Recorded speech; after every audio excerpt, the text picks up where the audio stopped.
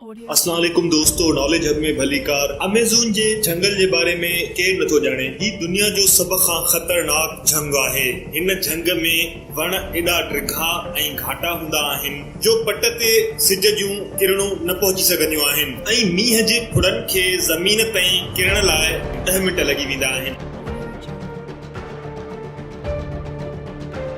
जियो scientist Andries रूज़ो हिन नदीअ में किरंदड़ जानदारनि जी अहिड़ी दर्दनाक कहाणी ॿुधाई आहे जेका अगरि तव्हां ॿुधो त तव्हांजो रूह ढकी वञे। पीरू जे जंगलात में हिकु ख़तरनाक नदी आहे। ही आहे 6.4 किलोमीटर की वेकर 82 फुट आहे। 20 फुट गहरी। हिन नदीअ में हलंदड़ पाणीअ जो मुस्तकिल गर्मी पद 86 सेंटीग्रेड हूंदो आहे ऐं कुझु जॻहनि ते इहो 100 डिग्री ते पहुची वेंदो आहे। जियो साइंटिस्ट एंड्रीस रोज़ो नंढे हूंदे पंहिंजे ॾाॾे खां हिन नदीअ जे बारे में ॿुधो हुयो।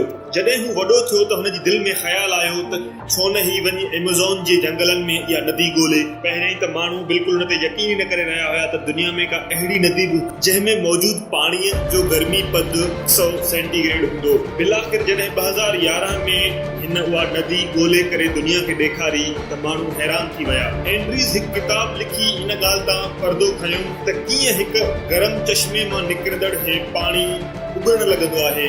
हिन नदीअ जो पाणी एतिरो गरम आहे जो तव्हां डायरेक्ट उन मां चांहि ठाहे सघो था। पहिरियों हिन नदीअ खे ख़याली नदी मञियो वेंदो हुयो छो त साइंसी नज़रिए सां का अहिड़ी नदी थी नथी सघे जेसि ताईं हुनजे भरिसां को आतिशफिशा न हो। पर हीअ नदी हैरान कुन आहे छो त हिन जे आसपास या पसगिरदाईअ में को बि आतिशफिशा न आहे। हिन नदीअ जो वेझो आतिशफिशा हिन खां 700 किलोमीटर दूर आहे जेको हिन जे उबलंदड़ पाणी जो ज़िम्मेदार नथो थी सघे।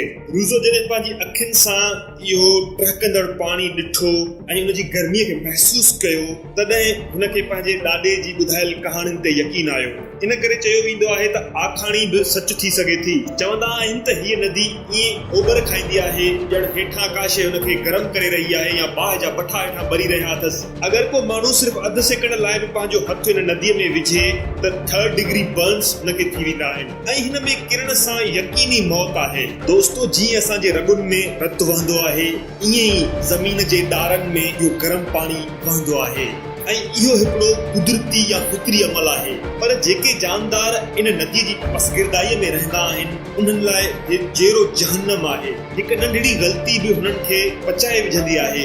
रूज़ो जो चवणु आहे त मां केतिरनि ई जानदारनि खे इन नदीअ में किरंदे ॾिठो आहे ऐं उन खां पोइ मां भयानक मंज़र थींदे हुननि सां ॾिठो आहे। हुन मुताबिक़ जॾहिं बि को जानदार इन नदीअ में किरंदो आहे त सभ खां पहिरें हुन जूं अखियूं पची फाटी पवंदियूं आहिनि ऐं हुन जो जिस्म सड़ी अछो थी वेंदो आहे। घणा ई जानवर पंहिंजी जान बचाइण लाइ नदी पार करण जी कोशिशि कंदा आहिनि पर पाणी एतिरो गरम ऐं बेरहम हूंदो आहे जो हुनखे पुॼरे विझंदो आहे जेसि ताईं जो उन्हनि जी हॾनि सां जुड़ियल मांस पची वेंदो आहे। गरम पाणी हुन जे वात ऐं मुख़्तलिफ़ उज़वनि खे बुरी तरह सां साड़े छॾींदो आहे। जेके शयूं हू बर्दाश्त न करे सघंदा आहिनि ऐं मरी जान छॾाईंदा आहिनि। रूज़ो इन्हनि क़िस्सनि ते हिकिड़ो किताब लिखियो आहे जंहिंजो नालो आहे द बॉइलिंग रिवर यानी उबलंदड़ नदी। उतां जे लोकल माण्हुनि जो चवणु आहे त हीअ नदी तमामु पुराणी या क़दीमी नदी आहे ऐं उतां जी ॿोलीअ में हिनखे सिज ते तपंदड़ नदी चयो वेंदो आहे। उतां जा इलाक़ाई ऐं कुझु जियोलॉजिस्ट खां सवाइ पूरी दुनिया अॼु ताईं बि इन शइ खे न ॻोल्हे सघी आहे ऐं इहा शइ अॼु बि दुनिया लाइ राज़ आहे। इन करे दोस्तो, तव्हांखे हाणे इन नदीअ जे बारे में ख़बर पहुची चुकी आहे। उमेद आहे त तव्हां इहा ख़बर पंहिंजे दोस्तनि ताईं बि पहुचाईंदव। इन वीडियो खे शेयर करे ऐं वीडियो ॾिसण लाइ वॾी महिरबानी।